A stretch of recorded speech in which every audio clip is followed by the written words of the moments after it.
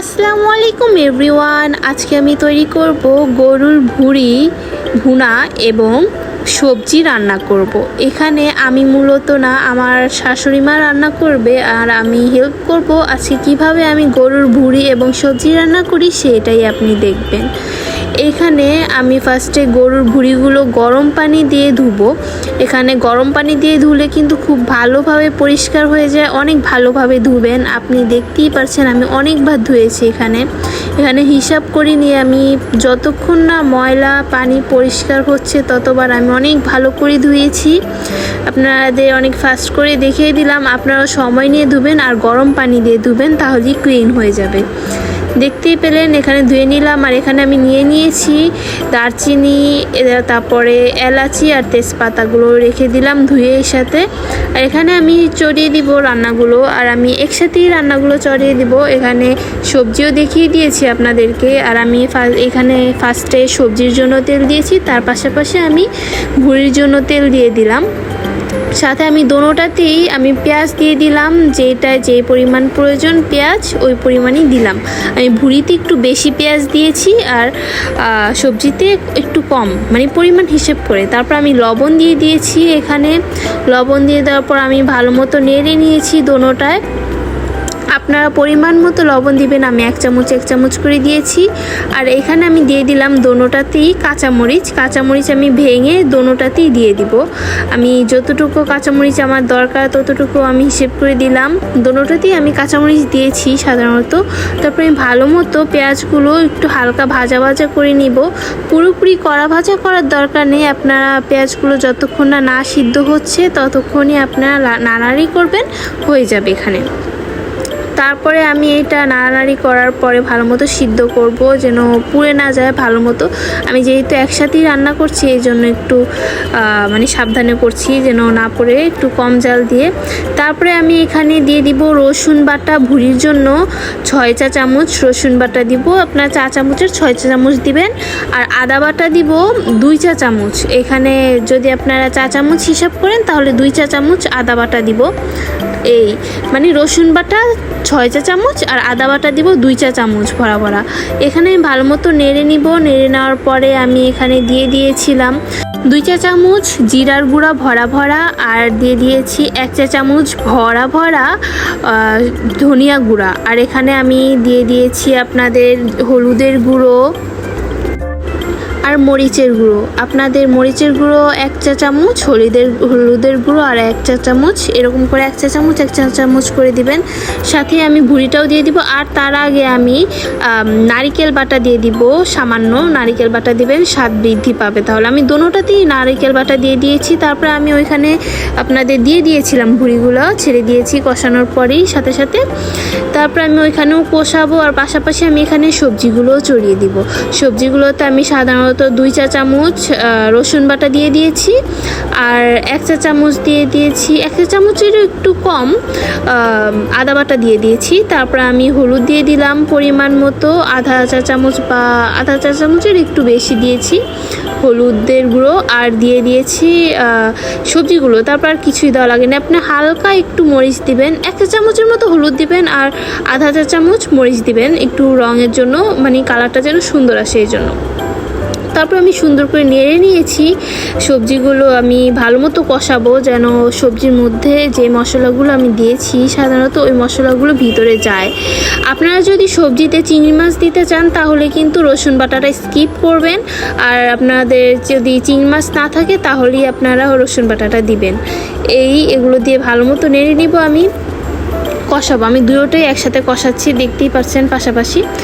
এখানে আমি এক পাশে আমি সবজিটা নেড়ে নিলাম, আর আরেক পাশে আমি ভুঁড়িটাও করে নিচ্ছি। ভুঁড়িটা এখানে আমি মূলত হালকা পানি দিয়েছি, আর সবজিতে এখনও দেওয়া পড়েনি তেমন একটা। সবজি কষানোর পরে আমি পানি দিব। আর ভুঁড়ি থেকে পানি ছাড়বে, এই জন্য আমি বেশি পানি দিইনি, এখনও হালকা একটু দিয়ে দিয়েছিলাম যেন না পোড়া লাগে। আর আমি এখানে 1 কেজি সবজি নিয়েছিলাম, 1 কেজি সবজির জন্য আমি 1 লিটার পানি দিয়ে দিয়েছি, আর দেওয়া লাগবে না। আমি এখানে অনেক পদের সবজি দিয়েছি। আর পাশাপাশি এখানে আমি ভুঁড়িগুলো আমি কি করব, ভালো মতো তাড়াতাড়ি সিদ্ধ হয়ে যাওয়ার জন্য আমি এগুলো প্রেশার কুকারে দিয়ে দিয়েছি।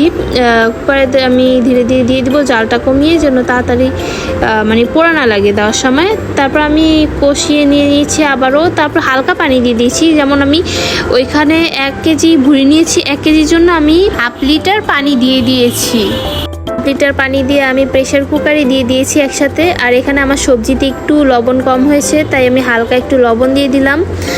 আপনারাও টেস্ট করে দেখতে পারেন, যদি লবণ কম হয় তাহলে দিতে পারেন, আর না হলে দিবেন না, ওইটা আপনাদের টেস্টের উপরে। তারপর আমি প্রেশার কুকারের মুখটা লাগিয়ে দিলাম।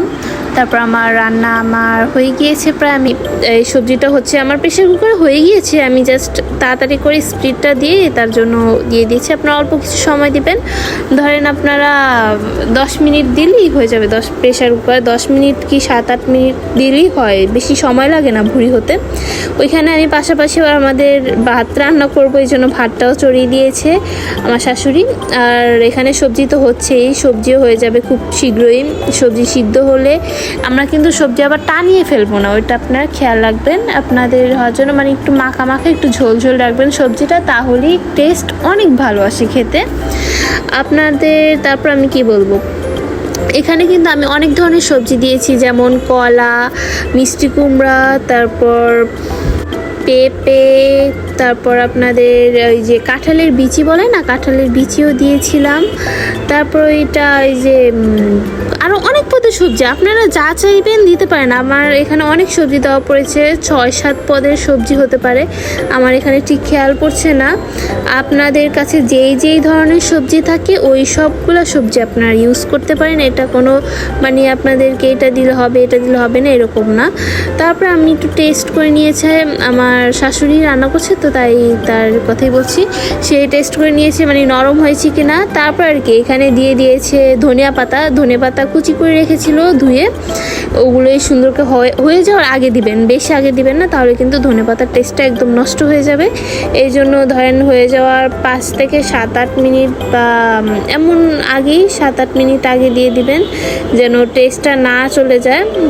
7-8 মিনিট না, 5 মিনিট আগে দিলেই ধনেপাতাটা হয়ে যায়। তারপর এখানে আমার সবজি হয়ে গিয়েছে।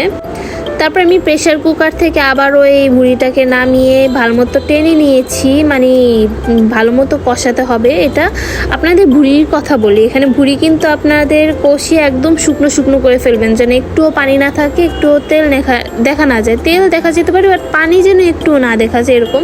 আর ভুঁড়ি কিন্তু একদিন পরে খেলে হয়ে যাওয়ার আরেকদিন পর আপনি জাল দিলে তখনই আসল টেস্টটা পাবেন, যে দিনেরটা ওই দিন পাওয়া যায় না, বলে দিলাম। একদিন পর খেলেই মজা বেশি পাওয়া যায়। আমরা আজকেই খেয়ে নিয়েছি, কারণ আজকের রান্নার জন্য। এই হলো আমাদের রান্না 3 পদ, এখানে সবজি আর ওই পাশে আপনাদের ভুঁড়িটা এখানে অনেক সুন্দর হয়েছে। এটা যদি কালকে খেতাম তাহলে হয়তো একটু টেস্ট বেটার পেতাম, বাট অনেক ভালো হয়েছে। আমরা প্রতিদিনই খাওয়া শেষ হয়ে যায়। এই তো আমার মেয়ে খাচ্ছে সবজি দিয়ে, সে তার ভুঁড়ি খেতে পারে না, তাকে আমি সবজি দিয়ে খাইয়ে দিচ্ছি, সে অনেক মজা করে খায় এরকম সবজিটা। আমার বেবি অনেক মজা করে খায় এই সবজি। আর আপনাদেরকে বলবো আমার চ্যানেলটাকে সাবস্ক্রাইব করবেন, আর ভিডিওটাতে লাইক দিয়ে দিবেন, ভালো লাগলে শেয়ারও করে দিতে পারেন। তারপর আমি আর কি বলবো, আপনারা দেখবেন এইভাবে আমি যেভাবে তৈরি করেছি ওইভাবে আপনারা যদি তৈরি করেন তাহলে আপনিও খেতে পারবেন, আপনাদের বেবিকেও খাওয়াতে পারবেন এই সবজিগুলো। আর তারপর কি আমিও অনেক টেস্ট করে খেয়েছিলাম, এই ভুঁড়ি সবজি সবগুলোই খেয়েছি। আমার ফ্যামিলিও অনেক মজা করে খেয়েছে, সবাই বলেছে অনেক টেস্ট হয়েছে, সবাই অনেক খেয়েছে। দেখতেই পাচ্ছেন আমিও অনেক টেস্ট করে অনেক মজা করে খাচ্ছি। আমি একবার খেয়ে পরে আবারও নিয়েছিলাম। আমি আমি ফার্স্টে খাওয়ার পর দেখি আমার হচ্ছে না, তারপর আমার হাজব্যান্ড আবারও দিয়ে দিয়েছে ভাত। আমি বলি যে আমার অনেক ভালো লেগেছিলো, এই জন্য আমি আবারও ভাত নিয়ে নিয়েছি। দেখতে পাচ্ছেন আমি অনেক মজা করে খাচ্ছি। আপনারাও যদি ট্রাই করেন খুব মজা হবে। আর আপনারা কিন্তু ভুড়িটা রান্না করবেন, যে দিনেরটা না খেয়ে ওই পরের দিনের জন্য আপনারা রেখে দিবেন, তাহলে কিন্তু অনেক মজা পাবেন, টেস্টটা আরও বেশি বাড়ে। এটা কম বেশি সবাই জানে, ভুড়ি যে দিনেরটা ওই দিনের চাইতে তার মানে একটু বেশি, মানে একদিন পুরনো হলে খুব মজা হয়। এই তো আমাদের আজকে সবজি আর ভুড়ি রান্না কমপ্লিট, আপনারা দেখতেই পেলেন। আপনাদের কাছে যদি ভালো লেগে থাকে আপনারা ট্রাই করবেন। আপনারা ভালো থাকবেন, সুস্থ থাকবেন। আল্লাহ হাফেজ।